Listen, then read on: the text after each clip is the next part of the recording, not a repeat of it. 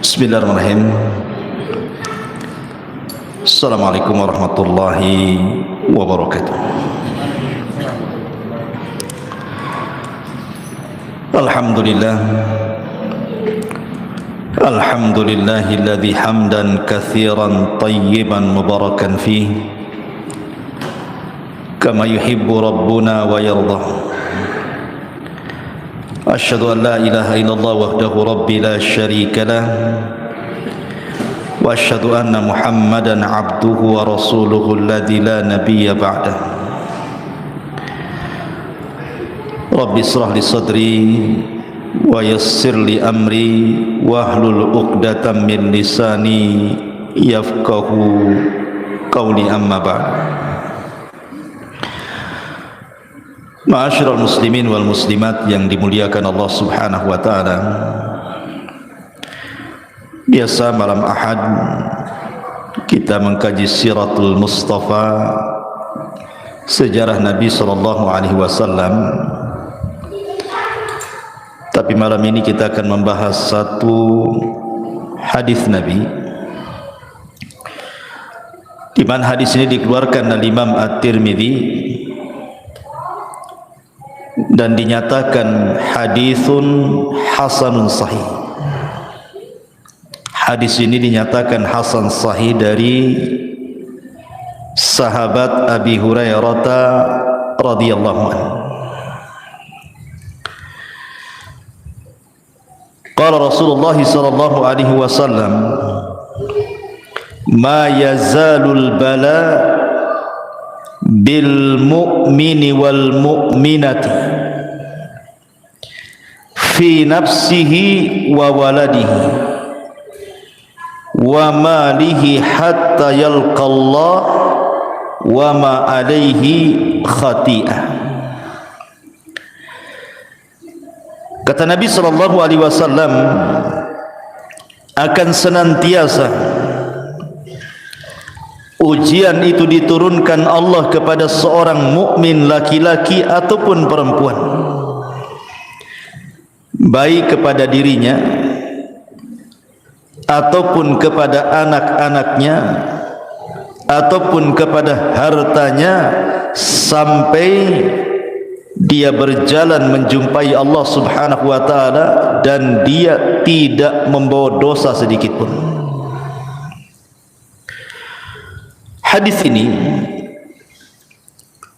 adalah hadis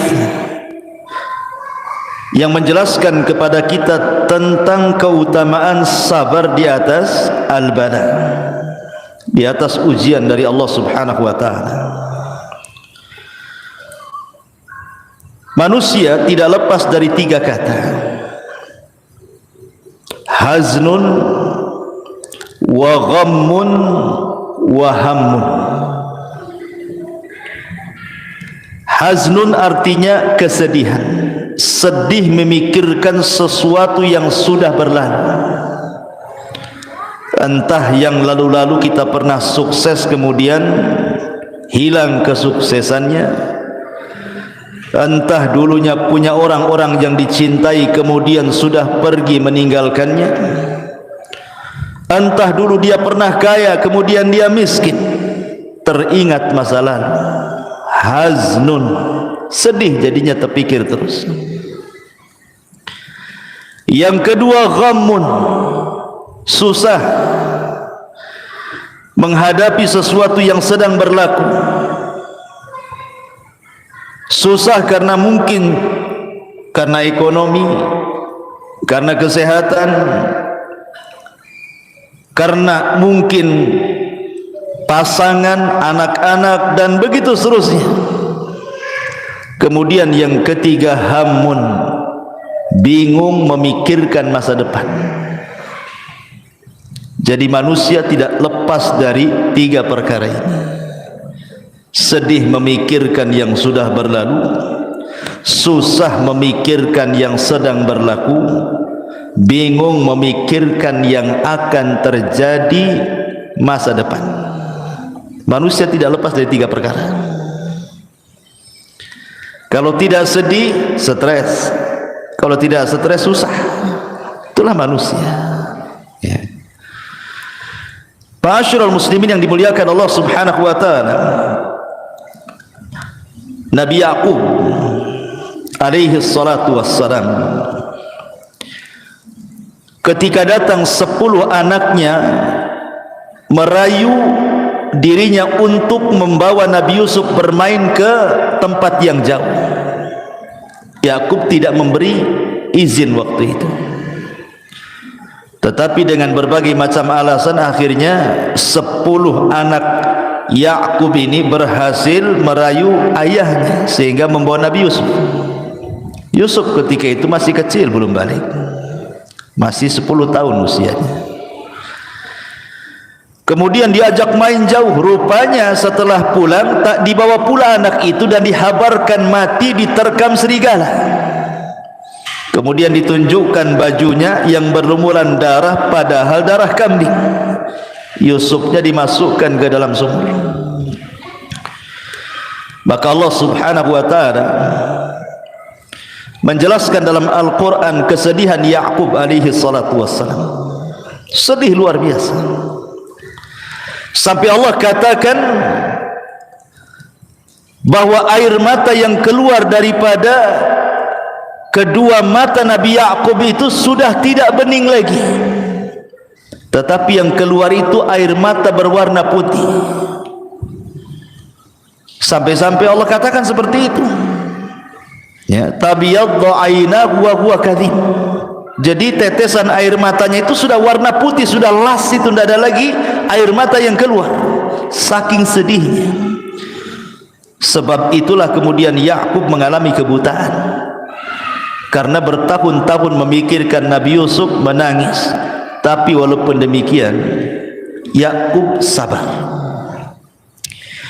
dan mengatakan kepada Allah Subhanahu wa taala, innama ashku bathi wa huzni ilallah. Kata Yakub, sesungguhnya saya hanya bisa mengadukan keperitanku dan kesedihanku kepada Allah Subhanahu wa taala. Karena kesabaran dan doa Nabi Yakub bertahun-tahun, akhirnya Allah pertemukan juga Yakub dengan putranya Yusuf. Bahkan dalam kisah Israiliyat, kesedihan Yakub ini sampai Allah utus malaikat Jibril dan mengatakan, ya Yakub, kalau seandainya putramu Yusuf itu mati, pasti Allah akan hidupkan kembali, untuk menghibur Nabi Yakub. Terkadang kesedihan itu melanda kepada seorang nabi, tetapi yang kita contoh bukan kesedihannya, bagaimana dia menghadapi kesedihannya, sabar dan terus mengadukan kepada Allah Subhanahu wa taala. Karena begini, ma'asyiral muslimin, kalau kita lihat di masyarakat, ada orang-orang yang tidak tahan apabila ditimpa musibah, contoh umpamanya sakit yang berkepanjangan, setahun tak sembuh, 2 tahun tak sembuh, 10 tahun tak sembuh. Akhirnya apa?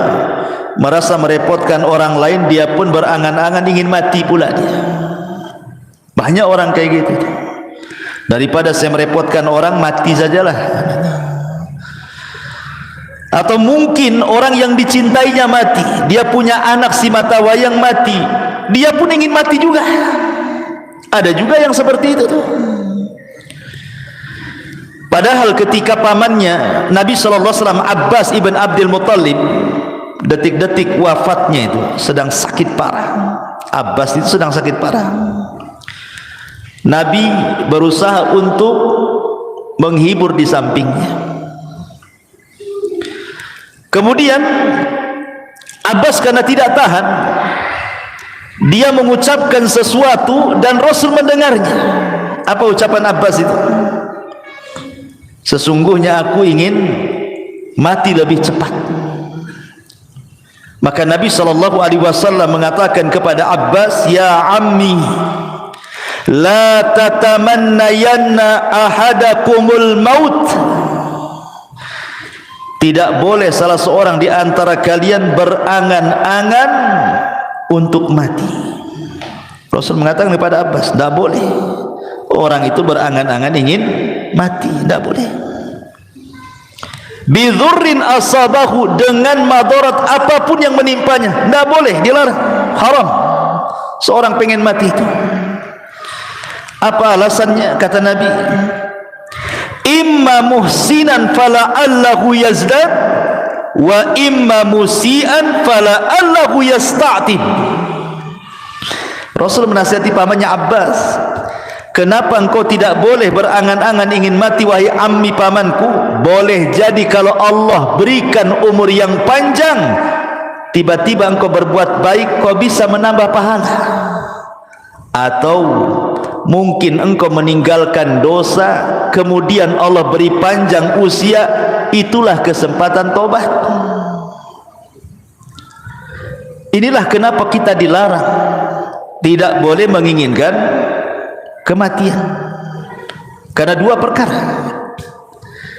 Yang pertama, boleh jadi kalau seandainya kita tidak jadi mati, kita bisa menambah amal soleh, sehingga menambah pahala, sehingga lebih banyak lagi bekal yang akan kita bawa kepada Allah.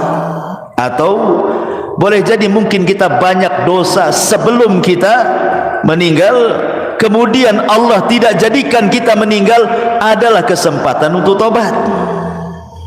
Makanya Rasulullah mengatakan, jangan berangan-angan salah seorang di antara kalian pengen mati. Tapi Nabi SAW mengatakan, wa in kana walabud, kalau memang harus, karena sudah tidak tahan penyakitnya, sudah bertahun-tahun, sudah merepotkan keluarganya. Karena sering saya katakan, ikhwan, orang sakit itu terkadang tambah sakit bukan karena penyakit. Karena apa? Karena sudah tidak ada lagi yang mengunjunginya. Contoh nih, saya sakit.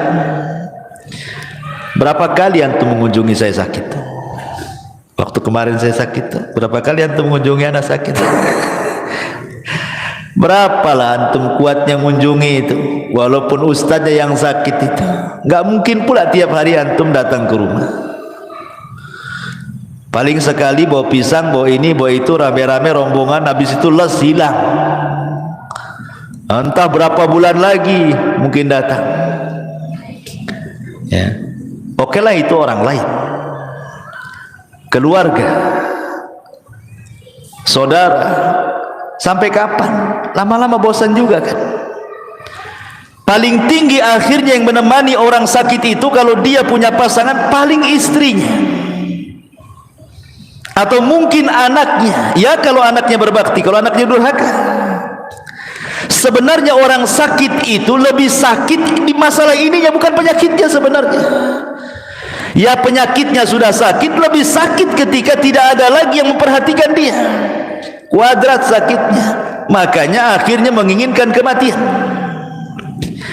Maka dari sini ikhwan, kata Nabi, wa in kana walabud, kalaupun dia harus menginginkan kematian, kata Nabi SAW, bolehlah kalian berdoa, Allahumma ahyini ma kanatil hayatu khairan li, wa tawaffani ma kanatil wafatu khairan li. Kata Nabi SAW, ya Allah, hidupkan aku, sembuhkan aku kalau memang kesembuhanku, kehidupanku lebih baik bagiku. Tetapi wafatkan aku kalau memang wafatnya diriku dan kematianku ini lebih baik dibandingkan aku hidup. Itu kalau harus berangan-angan kematian, seperti inilah doanya. Kalau ada orang yang mengatakan, kan Nabi Yusuf mengatakan dalam Al-Quran bahwa dia juga berangan-angan dengan kematian, di mana Nabi Yusuf mengatakan apa? Tawaffani musliman wal alhiqni bis salihin. Wafatkan aku, kata Nabi Yusuf. Lihat, Nabi Yusuf saja berangan-angan ingin mati. Kita katakan jangan sampai sini bacanya, teruskan. Tawaffani musliman walhiqni bis salihin. Kata Nabi Yusuf, ya Allah, kalaupun aku harus mati, matikan aku dalam posisi muslim dan gabungkan aku bersama orang-orang soleh. Artinya bahwa Nabi Yusuf bukan berangan-angan ingin mati, tapi kalau harus mati gitu maksudnya, maka matikan aku dalam posisi muslim dan libatkan aku dengan orang-orang saleh, persis seperti firman Allah Subhanahu wa taala, ya ayyuhalladzina amanu taqullaha haqqa tuqati wa la tamutunna illa wa antum muslimun.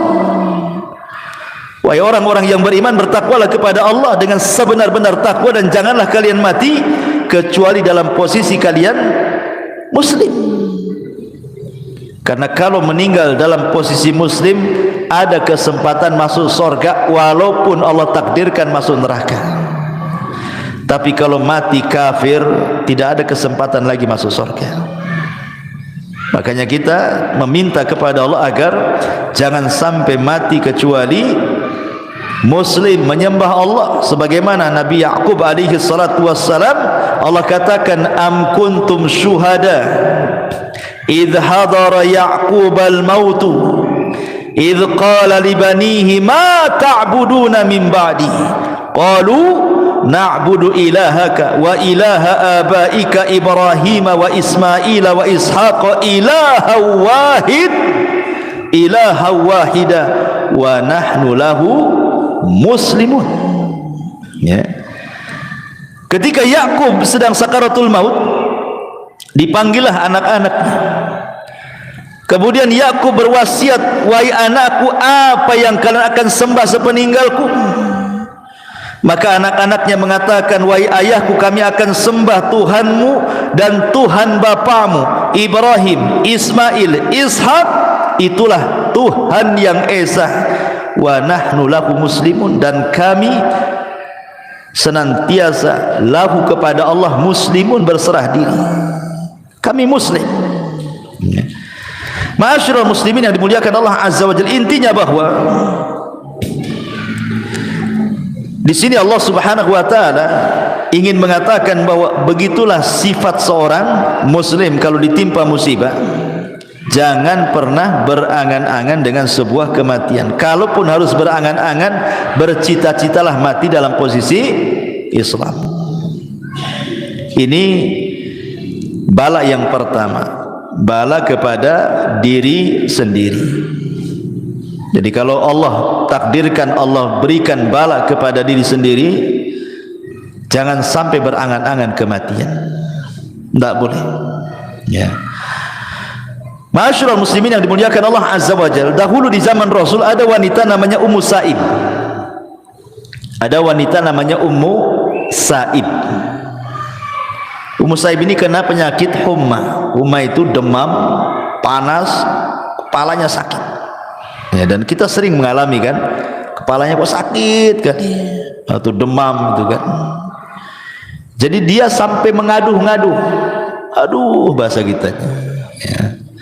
Jadi Nabi SAW ketika lewat kepada Ummu Sa'ib bertanya, malaka ya Ummu Sa'ib, ada apa dengan kau ya Ummu Sa'ib? Kenapa engkau mengerung seperti ini? Maka Ummu Sa'ib mengatakan, qalat humma la barakatallah, katanya, penyakit humma, demam, wahai Rasul, semoga Allah tidak berkahi penyakit itu. Apa kata Rasul? Ya Ummu Sa'ib, la tasubbil humma, jangan celak penyakit demam. Nabi melarang, tidak boleh mencela penyakit di sini. Enggak boleh, kalau antum lagi sakit kepala jangan dicela. Demam tak boleh, kata Rasulullah, tasubbil humma, jangan cela penyakit kepala. Demam, meriang jangan. Kenapa? Fa innaha tudhibu khataya ibni Adam kama yudhibul kiru khabathal hadid. Karena penyakit demam, meriang, sakit kepala itu bisa menghilangkan kesalahan-kesalahan anak Adam seperti api bisa menghilangkan karat besi. Kan banyak di antara kita ini mencela penyakit, saking keras sampai ditepuk-tepuk tuh kepala tuh. Sabar saja. Makanya kata Nabi SAW, isbir wahtasib, Kalau Allah Subhanahu wa taala memberikan bala kepada kita ujian, pertama sabar, yang kedua mintalah pahala dengan penyakit itu kepada Allah. Karena hanya dengan dua kata ini, inilah yang bisa mengangkat derajat dan menghilangkan dosa. Coba bayangkan ikhwan, kalau kita sholat malam tahajud, belum tentu antum bisa bangun. Ya kan, sepertiga malam antum bangun, malam-malam dingin-dingin, apalagi empuk dinginnya, malaslah makin kita bangun. Dan itu bisa menghilangkan dosa-dosa kita. Tetapi cukup kita sabar dengan penyakit demam, tak perlu antum bangun malam. Sabar aja dengan demam. Kalau tidak sabar ya minum bodrek lah. Hilang demamnya. Artinya bahwa jangan mencela penyakitnya, gitu maksudnya. Karena penyakit itu sebenarnya bisa mengangkat derajat dan menghilangkan dosa. Ini yang pertama. Tetapi ada satu kaidah sebelum saya lanjut. Kata para ulama, kullu murrin saufa yamurru liya'tiya ba'dahu bil yusri yasurru. Apa kata orang Arab? Kullu murrin saufa yamurru liya'tiya ba'dahu bil yusri alladhi yasurru. Apa maknanya? Setiap keperitan hidup pasti akan berlalu, dan akan datang setelahnya kemudahan yang membawa kebahagiaan bagi hidupnya. Tidak mungkin Allah Subhanahu wa taala ikhwan, kalau menimpakan sebuah musibah, entah penyakit, entah yang lainnya, sakit terus dari awal sampai akhir. Tidak, pasti ada sembuhnya juga. Atau Allah berikan kefakiran, fakir terus, pasti Allah akan berikan juga kecukupan hidupnya. Karena Allah yang mengatakan wa tilkal ayyam nudawiluha bainan nas. Namanya hari-hari kan diputarkan ikhwan. Makanya sering saya katakan, saya, anda, siapapun, pasti dalam hidup kita mengalami kesulitan yang rasanya kita tidak bisa keluar dari kesulitan itu. Kiamatlah sudah. Tapi seiringnya waktu, sudah lupalah keperitan yang pernah antum rasakan dulu itu. Sekarang antum bisa tersenyum, tertawa, bahkan tak ingat pun keperitan yang sudah antum lalui dulu. Siapa yang menghilangkan kalau bukan karena Allah? Karena setiap kesulitan itu Allah datangkan dua kemudahan. Inna ma'al usri yusran. Inna ma'al usri yusran. Ketika Allah menyebutkan kalimat al-usri menggunakan alif lam. Ketika Allah menyebutkan yusran, Allah nakirahkan. Maknanya apa? Al-usri ketika dibuat alif lam berarti usri yang pertama adalah usri yang kedua. Tetapi ketika Allah mengatakan yusran menggunakan nakirah, menggunakan tanwin tanpa alif lam, nakirah itu tufidul umum, berarti kemudahan yang pertama bukan kemudahan yang kedua. Kesulitan yang pertama adalah kesulitan yang kedua. Maknanya setiap kesulitan Allah datangkan dua kemudahan, tiga kemudahan, empat kemudahan, dan begitu seterusnya. Karena Allah tidak mungkin membebankan sesuatu kecuali yang bisa dipikul oleh hambanya. Tidak mungkin, Allah tidak pernah zalim. Menimpakan musibah itu berlebihan di luar batas manusia, itu mustahil ikhwan. Kita saja yang merasa bahwa Allah sudah melebihkan musibahnya karena dia tidak mau menghadapinya. Sebenarnya tidak ada persoalan kalau dihadapi itu mudah sebenarnya. Terkadang ada orang yang terkalahkan sebelum perang, sehingga merasa bos, rasanya benang ini kusut semua, rasanya air ini keruh semua. Tidak ada air keruh kecuali bisa dijernihkan. Tidak ada benang kusut kecuali bisa diluruskan. Karena Allah yang membuat masalah, Allah yang mengangkatnya. Minta kepada Allah, ya. Kemudian yang kedua, kata Nabi SAW, wa waladihi. Terkadang Allah memberikan musibah itu, ujian itu dari anak. Ya. Seperti umpamanya di zaman Nabi SAW ada seorang sahabat bawa anak kecil. Ya usianya 5 tahun, 6 tahun, lucu-lucunya digendong bapaknya. Hadir di majelis Nabi. Jadi terkadang dicium-cium lah anaknya. Kayak kita lah bawa anak kecil kan. Kadang lari sana, kemudian nempel lagi, kita cium lagi. Sedang ngaji, namanya anak-anak kan begitu. Jadi Nabi heran. Kata Nabi SAW, atuhibbuhu ya fulan. Kau suka ya, kau cinta dengan anak. Maka orang ini mengatakan, ya Rasulullah, ahabbaqallahu kama uhibbuhu. Sebagaimana Allah fitrahkan kepadaku, aku mencintai engkau, begitulah kecintaanku kepada anakku ini. Setelah beberapa hari, orang yang bawa anak, yang mencium-cium anaknya di majelis Nabi, yang sangat mencintai anaknya sama dengan mencintai Rasul itu, enggak pernah hadir lagi. Jadi Nabi bertanyalah, mana fulan, aina fulan, mana fulan itu yang kemarin bawa anak itu, kok enggak pernah hadir lagi, kemana dia? Akhirnya dicari-cari berita, rupanya dia tidak hadir lagi di majelis taklim karena dia dirundung kesedihan. Anak si mata wayangnya itu yang suka dibawa di majelis taklim itu rupanya meninggal dunia. Sedihlah dia, enggak tahan dengan kesedihannya sehingga tidak sanggup melangkahkan kaki ke majelis Nabi. Akhirnya kemudian Nabi SAW datang ke rumahnya, berusaha menghibur, takziah. Kemudian kata Nabi SAW, ya fulan, bagaimana kalau Allah berikan dua pilihan kepada Allah, hidupkan anakmu wa tumatti' bihi, dan engkau bersenang-senang dengan anakmu di dunia, atau kata Nabi SAW,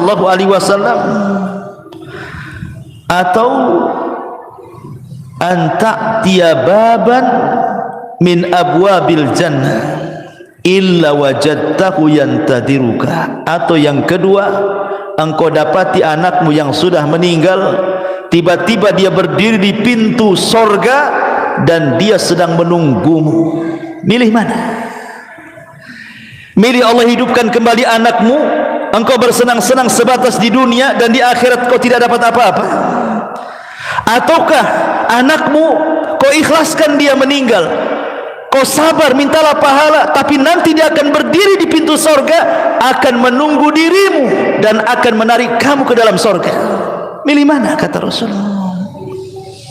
Akhirnya anak muda ini mengatakan, ya tentu memilih anakku berada di pintu sorga. Hilang kesedihannya.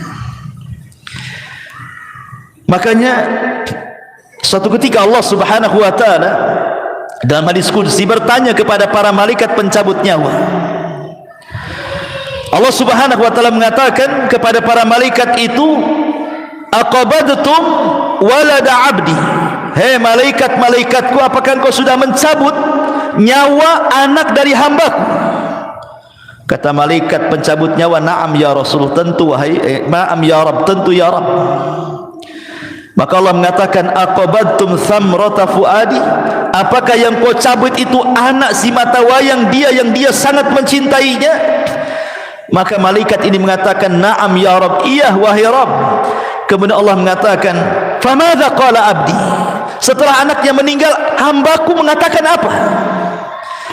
Maka malaikat ini mengatakan, hambamu mengatakan hamidaka wastarja, dia pun mengatakan alhamdulillah, inna lillahi wa inna ilaihi rajiun.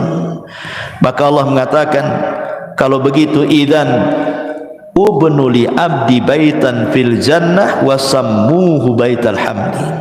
Kalau gitu bangunkan untuk hambaku ini satu istana di sorga, kasih nama istananya Baitul Hamdi, rumah hamd, pujian, karena dia bisa mengucapkan alhamdulillah saat kematian anaknya. Ucapan alhamdulillah bukan karena mensyukuri kematian, Bukan itu maksudnya. Antum disangka orang gila nanti, ya kan? Antum orang tua meninggal, alhamdulillah. Kira-kira kata orang sebelah ini, itu ngincar warisan itu. Bukan gitu ya? Ya. Bukan, pemahaman yang mengucapkan alhamdulillah itu maksudnya kita masih bersyukur ada nikmat yang tersisa, bukan dipikirkan musibah yang berlalu. Persis seperti perkataan siapa? Urwah ibn Zubair.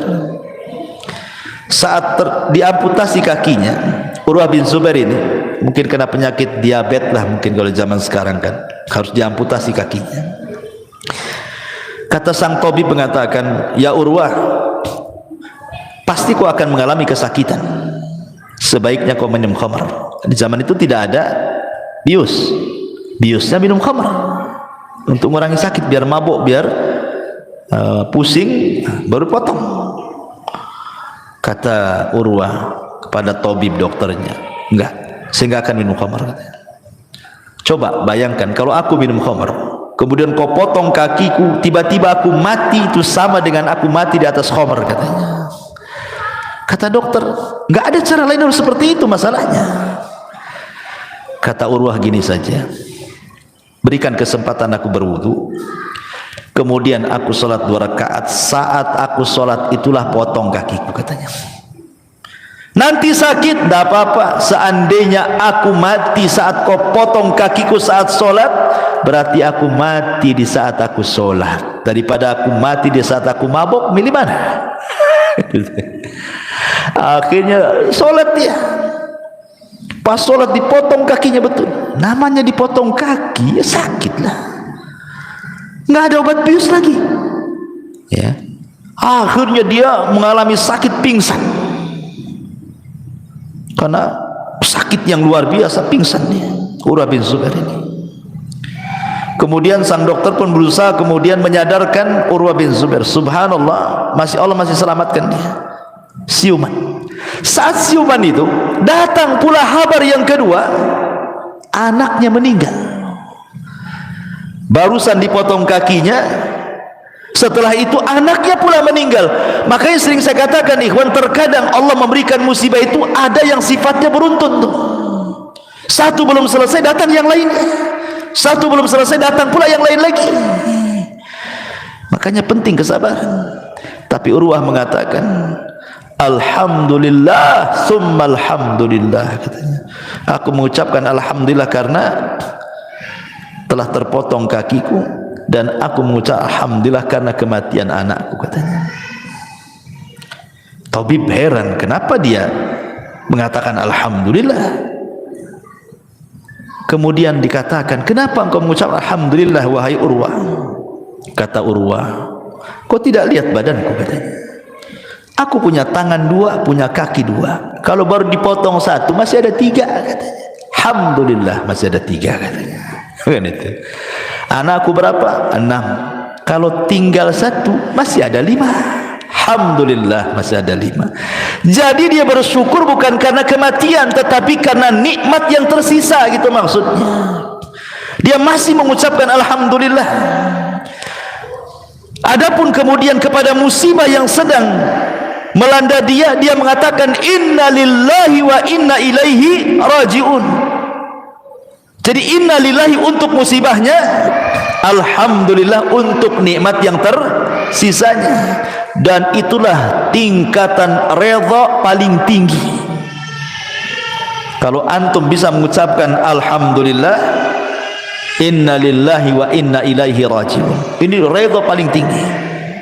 Karena manusia menghadapi musibah itu kan ada 4 macam. Sering saya ulang-ulang. Pertama, ada orang yang tasakhut. Tasakhut itu apa? Tidak redha dengan hatinya, asik moring-moring, marah-marah saja dengan musibahnya. Asik saya terus, ya Allah, kenapa saya terus ditimpa penyakit? Kenapa orang sehat-sehat saja? Kenapa anakku terus yang sakit? Kenapa anak orang sehat? Kenapa usahaku masih gulung tikar? Kenapa usaha orang masih makin maju saja? Allah disalah-salahkan dia. Ini namanya tasakhut, ya. Ini seburuk-buruk manusia, tidak bersyukur. Yang kedua, pura-pura sabar, diam saja. Tapi kalau diajak ngobrol keluar semua isinya. Ya, kalau disenggol sedikit keluar semua isinya. Kemudian nah itu tapi masih mendingan lah yang kedua ini dibandingkan yang pertama kan, karena dia tidak tasahud, mulutnya dia diam saja, cuman hatinya berontak, tidak rela. Mulutnya bisa sabar, diam. Ya. Kemudian yang ketiga betul-betul sabar dan rela, hatinya ikhlas, lisannya pun tidak menyalahkan siapapun. Kemudian yang keempat, bukan hanya rela, bukan hanya ikhlas, bukan hanya sabar, tapi dia bisa mengucapkan alhamdulillah. Maka itu tingkat yang paling tinggi dalam rela. Ya. Kembali bahwa kalau seandainya Allah takdirkan anak kita meninggal, seharusnya apa? Bahagia. Karena anak kecil itu kalau meninggal, dia akan jadi syafaat bagi orang tuanya. Makanya dalam sebuah hadis, anak-anak yang meninggal itu yang belum balik, maka dia akan menunggu di pintu surga. Kemudian Allah katakan, udkhulul jannah, anak-anak ngapain kau di pintu surga? Masuk, masuk, masuk, katanya. Jadi anak-anak kecil tuh banyak di pintu surga. Maksudnya anak-anak yang meninggal ketika belum balik. Tentu anak-anak orang-orang yang mukmin, yang muslim. Kalau anak kafir, kafir tidak bisa dapat syafaat. Ya. Jadi anak-anak itu di pintu-pintu surga Allah mengatakan, udkhulul jannah, masuk, masuk kalian ke dalam surga. Tiba-tiba anak-anak itu mengatakan, la ya Rabb, hatta yadkhulu abauna wa ummahatuna. Tidak ya Rabb, sampai kami bawa bapak-bapak kami dan ibu-ibu kami. Enggak mau masuk anak-anak itu. Ya. Kemudian Allah katakan lagi seperti itu, tetap jawabannya seperti itu sampai 3 kali. Akhirnya Allah mengatakan, udkhulul jannah antum wa abaukum wa ummahatukum, katanya. Ya sudah kalau gitu masuk ke surga, ajak bapak ibu masukkan sekalian, katanya. Subhanallah. Ya. Jadi Allah Subhanahu wa taala kalau takdirkan ada ujian kepada anak kita meninggal dunia, maka sabarlah dan ihtisablah mengharap pahala Allah. Bukankah Nabi SAW diuji juga kan, anaknya meninggal kan? Qasim meninggal di waktu bayi, Abdullah meninggal di waktu bayi, Ibrahim pula meninggal di waktu bayi. Tiga-tiganya putra Nabi meninggal di waktu bayi.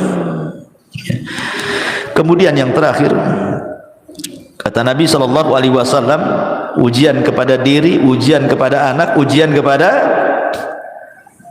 kepada harta. Terkadang ada orang itu diuji dengan kefakiran, hartanya diludeskan, fakir dia. Dan ini juga terkadang membuat stres manusia kan. Jangankan lagi orang memang nggak pernah kaya, orang kaya fakir saja kepikiran. Tetapi di sini dari sisi akidahnya, ikhwan, sebelum saya jelaskan yang ketiga, ada sisi akidah yang penting. Ada di antara manusia ketika diberikan ujian yang berat oleh Allah Azza wa Jalla tidak sabar, akhirnya kemudian apa? Mengadu nasib. Kemana? Ke dukun. Ada orang tidak tahan sakit karena sudah lama sakit. Kemudian adalah bisikan dari tetangganya, oh datanglah ke itu paranormal anu tuh, itu bisa nyembuhkan loh, udah banyak terbukti. Setan datang. Akhirnya menggoda, walaupun di awalnya muwahhid pun tergoda juga. Karena nggak tahan sakit, gak apalah, bawalah ke dukun, yang penting sembuh. Nah, itu kan banyak yang seperti itu. Karena kalau orang sudah sakit parah, sudah merasa menyusahkan orang, dia akan berusaha mencari jalan apapun caranya. Karena biasanya orang yang sakit seperti ini, setan lebih dekat dibandingkan malaikat. Ataupun orang-orang yang bangkrut usahanya, orang-orang yang gulung tikar, orang-orang yang miskin, orang-orang yang lemah iman, mereka mengadu nasib kepada siapa? Datang ke paranormal. Ikhwan, sering saya katakan, manusia itu punya alam sendiri. Jin dan syaitan punya alam sendiri. Binatang punya alam sendiri. Kita tahu bahwa dukun itu kerjasama dengan alam jin. alam syaitan. Ya. Dan tidak ketemu alam-alam ini. Antara alam jin, alam manusia dengan alam binatang itu nggak akan ketemu. Bagaimanapun antum lintas alam nggak akan ketemu. Contoh, kita lihat di YouTube ada harimau nerkam kijang. Karena itu mangsanya, makanannya langsung dikoyak dimakan. Antum mau lintas hewan, beli ayam di pasar, tidak digoreng, langsung dimakan mentah-mentah. Bisa antum kayak gitu? Beda. Memang binatang seperti itu. Antum nggak mungkin lintas binatang niru-niru kan? Ya. Sebagaimana binatang punya alam sendiri, memang dia caranya begitu makannya. Kita beda lah. Nggak bisa kita harus rajang bawang dulu, bawang merah, bawang putih, bawang apa. Jadilah dia gulai, jadi tengkleng, jadi macam-macam ya kan. Beda ya, karena harimau pun dikasih tengkleng belum tentu mau, apalagi banyak mericanya di situ, bersin dia ya, karena beda alamnya. Makanan kita nggak mau juga binatang itu makan, sebagaimana kita juga nggak mau niru binatang kan. Artinya alam mereka berbeda, alam kita sendiri, alam jin juga berbeda. Kenapa jin itu disebut jin? Karena jin itu tidak nampak, makanya disebut jin. Kenapa tidak nampak? Supaya kita jangan ada komunikasi. Kenapa tidak boleh berkomunikasi? Karena tidak akan nyambung dengan kehidupan mereka. Lah, yang ingin saya katakan bahwa kita ini hidup di alam nyata, maka yang nyata-nyata sajalah di depan kita. Kalau depan kita ada kangkung, makan tuh kangkung. Kalau depan kita ada tempe, makan tuh tempe. Kalau ada lalapan, makan tuh lalapan. Kalau memang di hadapan kita ini supir ojek, ya sudah jadi supir ojek. Kalau anda supir taksi, jadilah supir taksi. Kalau anda tukang bangunan, jadi tukang bangunan. Yang real saja lah gitu. Jangan menghayal. Karena orang yang datang ke dukun itu orang-orang yang menghayal sebenarnya. Karena itu menghayal orang itu. Dia ingin jadi manajer instan bahasanya itu. Tolong Pak Dukun, mantra-mantra isi bos itu supaya saya bisa jadi manajer. Mereka dukun itu beda dengan dokter Ikhwan. Kalau dokter gini, gimana dok bisa? Oh kayaknya saya tidak bisa. Kayaknya antum harus dirujuk ke dokter ini. Datanglah ke dokter ini. Kata dokter ini, oh nampaknya penyakitmu parah, saya tidak bisa nih. Rujuk ke dokter sana. Itu dokter. Kalau dukun tak ada. Kata dukun ini, oh saya tak bisa, saya rujuk kok ke dukun sana. Gak ada. Dukun itu semua mengatakan bisa. Nggak ada dukun tak bilang tak bisa. Dukun mana yang tak bilang tak bisa itu? Semua dukun bisa. Semua dukun pasti bilang bisa. Nggak akan bilang nggak bisa. Karena dukun itu penipu, makanya dia jawabannya pasti bisa. Nggak akan bilang nggak bisa. Kalau dokter itu nggak ada yang menipu, memang sesuai dengan bidang dia. Namanya nggak tahu, yang nggak tahu. Nggak mungkin dia malpraktek. Tapi dukun itu dari awal sampai akhir memang malpraktek mereka itu. Nggak ada prakteknya, semuanya malpraktek. Makanya jawabannya bisa, nggak ada rujukan tuh. Kenapa? Karena dukun satu dengan yang lainnya saingan.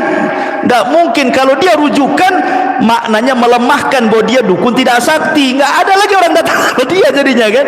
Itu sama dengan merendahkan dia. Makanya nggak ada ceritanya dukun ngasih rujukan tuh, nggak ada. Makanya saya katakan kita hidup di alam nyata yang real sajalah.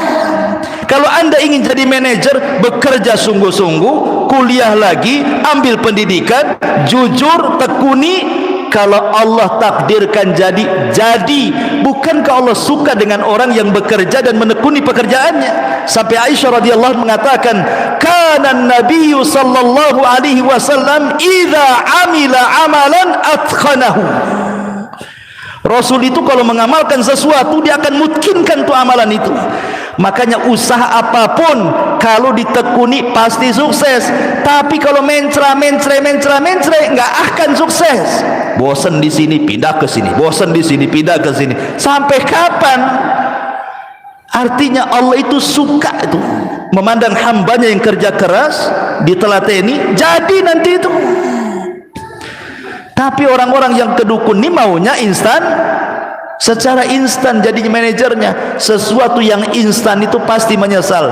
Berapa banyak orang yang datang ke dukun menyesal, sudah bayar 100 juta dukunnya kabur, sudah datang 100 juta tadi kabul-kabulkan, katanya syaratnya besar, kurang syaratnya lagi. Betapa banyak orang yang sudah habis duitnya, mati pula, syaratnya terlalu besar. Seperti pernah ada syarat dukun ngerendam di kali 3 hari, mati akhirnya. Memang suruh mati sama dukunnya. Ya, bayangkan ya.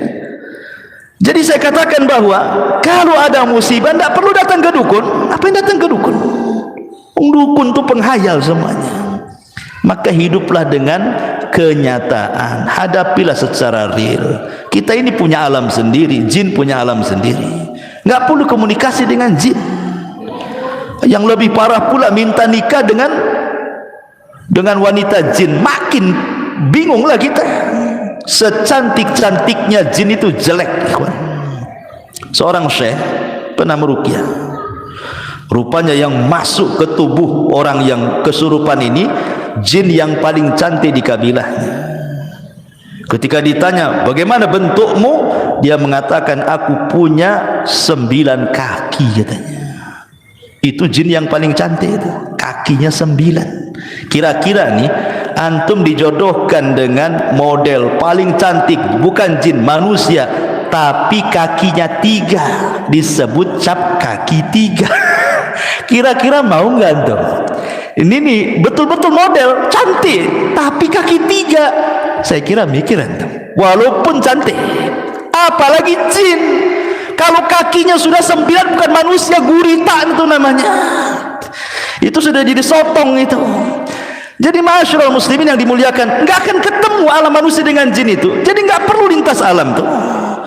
Makanya ngapain coba orang datang ke dukun mau lintas alam gaib, dipercepat jadi manajer, jadi ini, jadi itu, cepat kaya. Itu semua hayalan. Makanya kalau saya katakan berbicara soal masalah ujian, musibah dan begitu seterusnya, hadapilah kenyataan yang ada di depan kita. Itulah hadapi kenyataan seperti itu.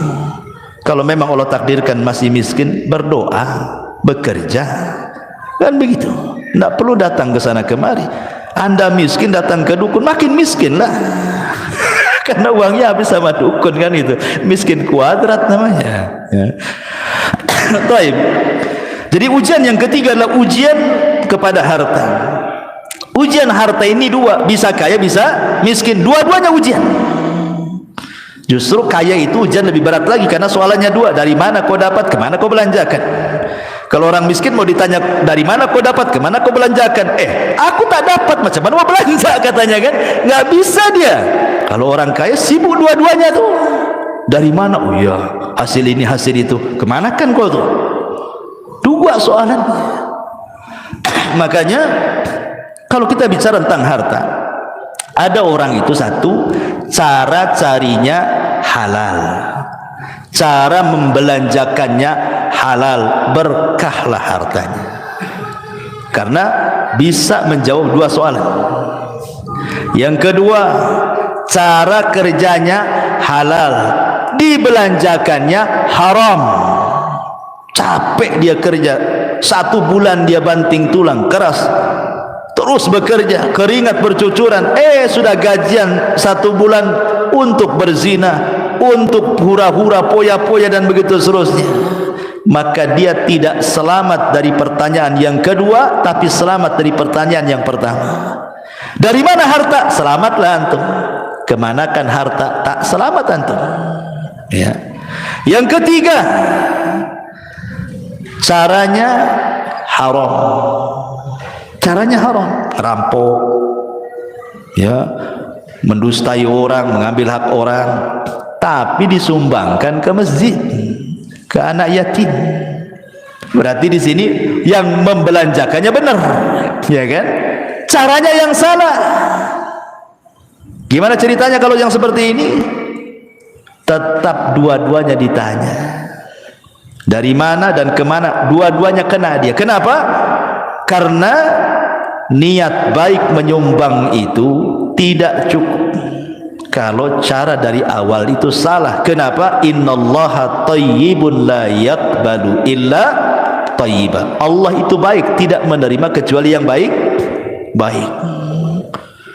Tapi yang paling parah yang keempat, caranya sudah salah, dibelanjakan pula untuk yang salah. Dapat uang dari togel untuk masang togel.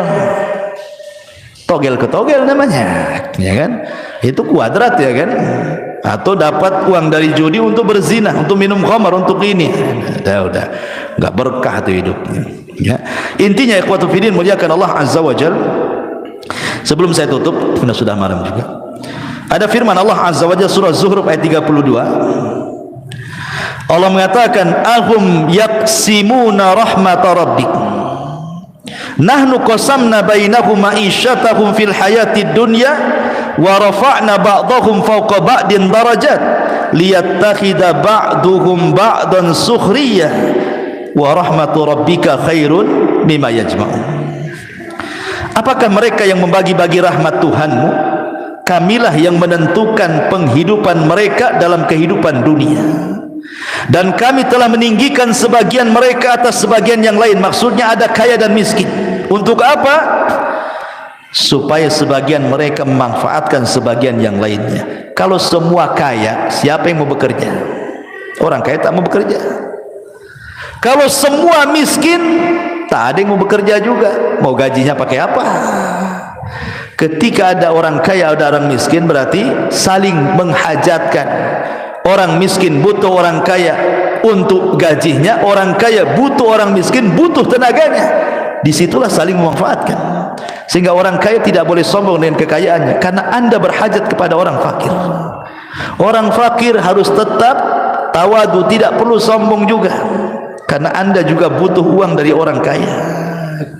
Artinya bahwa kaya miskin sama saja di sini, saling berhajatkan, membutuhkan satu dengan yang lainnya. Barulah stabil kehidupan manusia itu. Karena kata Allah Subhanahu wa taala, "Lau basatallahu rizqa li ibadihi labaghaw fil ardi." Ada sebagian hamba-hamba Allah, ikhwan, kalau Allah berikan kekayaan makin kufur dia. Tapi ada sebagian hamba-hamba Allah, kalau Allah miskinkan makin kufur dia. Jadi ada orang-orang yang terus dimiskinkan oleh Allah, ada orang-orang yang terus dikayakan oleh Allah. Hikmahnya apa? Karena ada sebagian hamba Allah yang Allah cintai ini, dia kaya, kalau dibuat miskin nanti dia kufur. Ada sebagian hamba Allah yang beriman, yang mencintai Allah itu, dia miskin, sengaja Allah miskinkan. Kalau dia kaya nanti dia kufur. Karena ada kaidah, al-bala tudzakiruka minallahi khairun minan naimi tunsika minallahi azza wa jalla.